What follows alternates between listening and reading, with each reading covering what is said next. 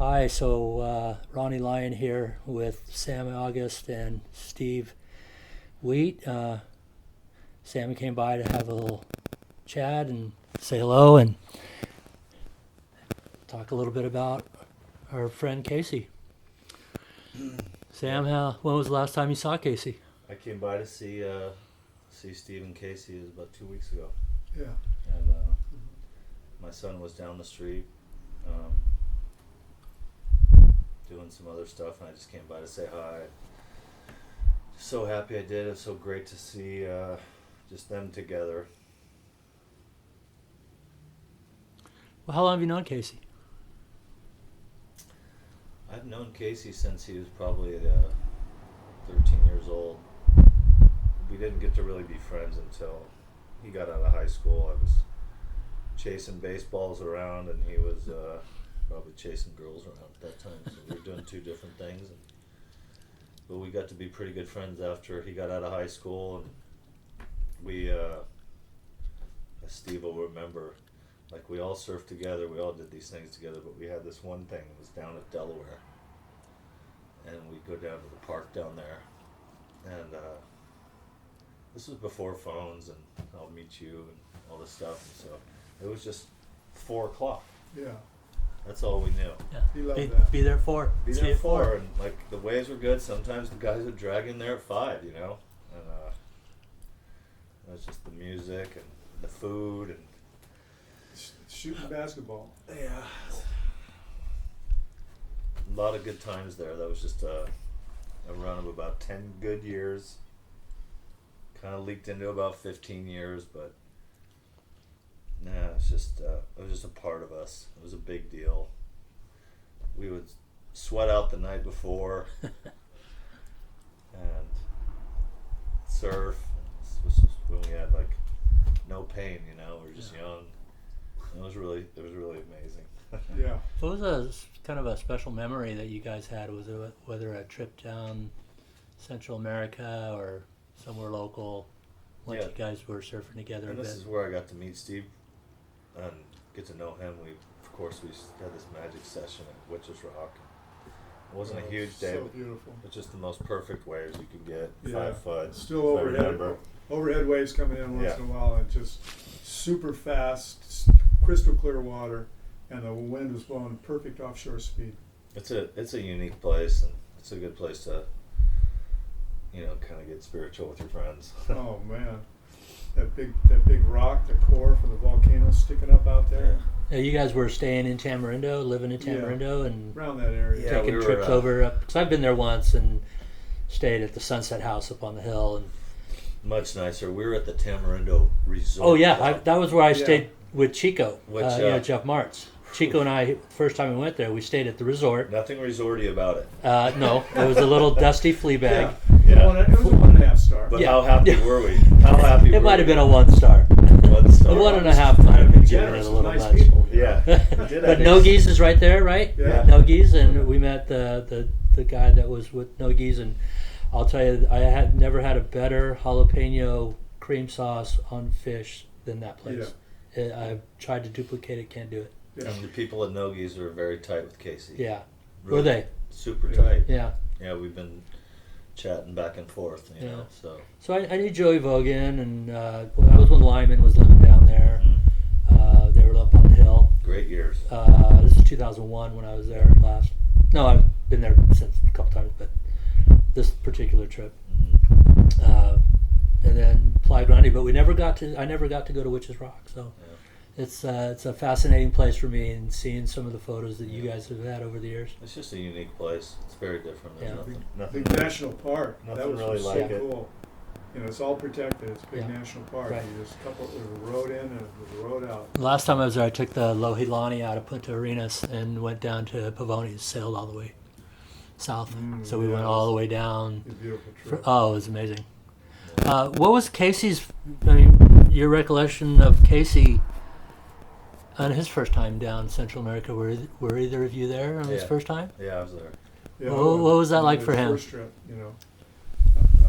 Well, I don't. Sam didn't see about If it. I'm not mistaken, it was December. And, he got this one little river mouth that's fickle 6, and he was there early So December. right in town, the river mouth. Yeah. Oh yeah. The estuary river mouth there. And when we were going in those years, it's just one of those places where sand moves and it's either on Yeah. or off. Right. There is no in between, and Yeah, yeah. it was a magic spot. And every time we went surfing, he'd be like, "Why are we going anywhere else? I'm not going tomorrow. I'm staying here." You know. Yeah, Yeah. yeah. 30 mile an hour offshore, and it's an hour before high tide and an hour after high tide, and then it was done. Mhm. So Playa Grande was, as I remember, it was, you got those 2 hours leading up to it and down, and then Mhm. back to town. Yeah. And that's all you needed. If you nailed that, you were good. Yeah. Yeah, those early days when Steve and Casey were there those are special years. Oh man, There was I hadn't thought Very- about it. till you very guys very talked early about it. development. There's not much going on there. Didn't even have the airport then, Steve. Yeah. You know, No, Oh yeah. yeah, so we'd have to drive all the way from San Jose. San Jose, which is always a kind of a train ride. Yeah, we took the Loxa in from San Jose, and remember just diving into that airport, just going, where are we going? What is it? And then all of a sudden it appears. You go, whoa! Yeah. It's just a deep dive into that little airport. So those are amazing, and just Casey and all the friends that we have. I mean, like Casey's special, but we're all special. He it's like Steve, you're his family, but we also are. Oh yeah, it's always Casey and I both are like, my dad was like that. Friends, somebody's a friend, a real friend, that's family. That's family. You can't pick your family. You're lucky if you get along good with them. A lot of times, a lot of us don't. It's problems. But your friends, you pick them. Yeah, it's 40 years of forming friendships. It's hard. Well, what kind of an impact do you think Casey made, not maybe on yourself or maybe even locally, with some of the ventures he's done, the board riders? I'm not sure if you're real in tune with the board riders events and.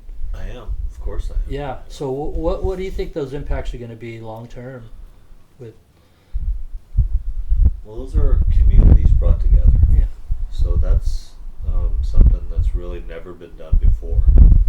So this is really the early stages of bringing the coast almost together and capturing some of its history and some of its current. And it's such an amazing model, if you want to call it that.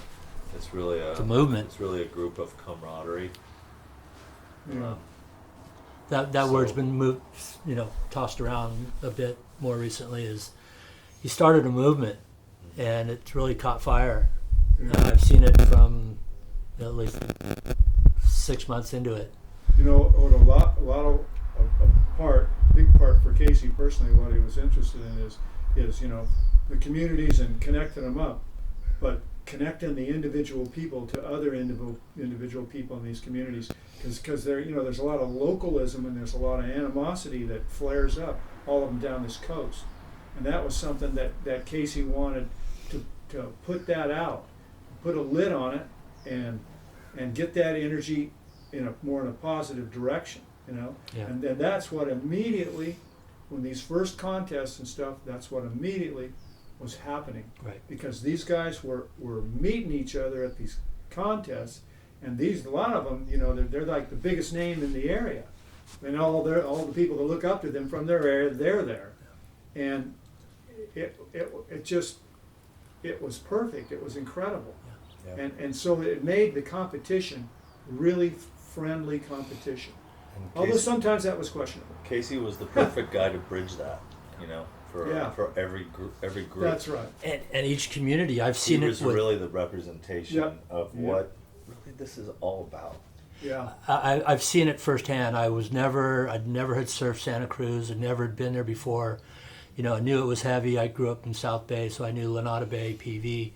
And going up there, I had there was no friction. I got to see Santa Cruz in its best light. Yeah, because they opened up to you. And they opened it because I was part of the board riders. That's and right. They knew I was part You of had a free pass I got a free for pass. a couple days. And I saw Santa Cruz at its very finest with Rufo and Flea and all the boys, top to bottom, just encouraging the Groms all the way up, and the community had just come together. And I've seen that with each club all the way up and down the coast, and how that has blossomed, how the Groms are as important as these legendary guys. Amazing. You know what? When Casey came back from the Santa Cruz trip up there, and he came in, and I said, "Hey, Casey, you know what's got to go?" "Oh, Dad, man, those guys are so cool." Sorry. And he says to me, he goes, "You know what happened? You know what really blew my mind?" He says, "Those guys are gnarly, He said, "They're great guys, but he said, they're gnarlier than us, man. They ride really big waves. They ride really cold water."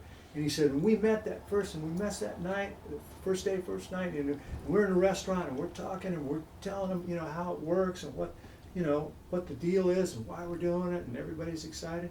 And he said, then one of them said, "Well, we have a question."